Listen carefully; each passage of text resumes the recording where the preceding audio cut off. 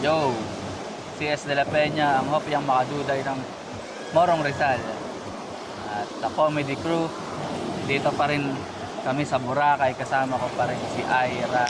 Nakatambay lang kami dito sa sa May Beach. Oo, nag-aantay na makuha na yung abutin ng tubig yung...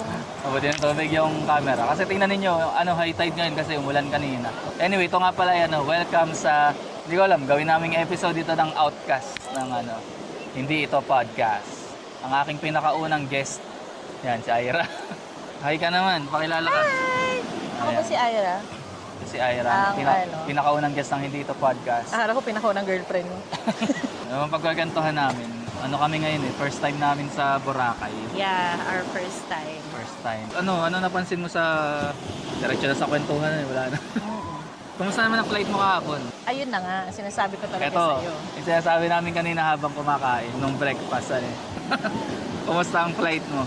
Ayun, hindi maganda. Hindi maganda. Apakaingay ng bata sa likod. Hindi ako sa mga may anak or Kaya lang kasi, alam mo yun, yung all throughout, simula ng umpisa, pag take off namin hanggang paglapag namin. Iyak ng iyak.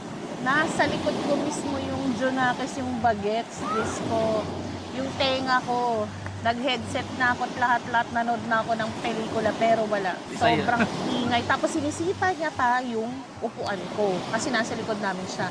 And then, ang sinasabi ng tatay is, stop kicking, stop kicking. Ano mo nagagawa ng stop kicking mo? Stop kicking ka ng stop kicking pero sipa siya ng sipa. Pero may mga ganong mga senaryo talaga na pagbata. Siguro dahil sa daw yun. Sa ingay ng aeroplano. Hindi ko alam kasi una naghaharutan sila ng tatay niya Okay, tapos nung nandun nung kakasakay, naghaharutan pa sila. Tapos bigla na lang na talaga yung bata. Ewan ko. So wala lang, nakakaano lang kasi nga parang imbes na okay lang. Okay lang sana kung kahit sige okay na ako na sinisipa niya yung upuan ko.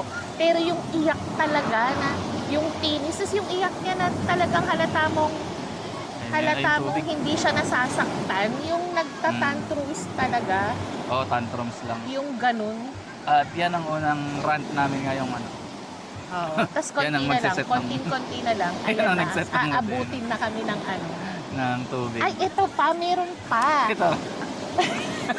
Ito yung pinakamalapit. Yun. Yan, sabi namin na habang kumakain, parang lahat ng... Ayun, papapicture ka ba?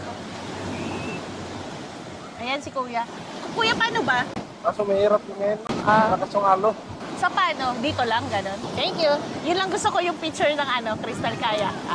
Thank you, Kuya.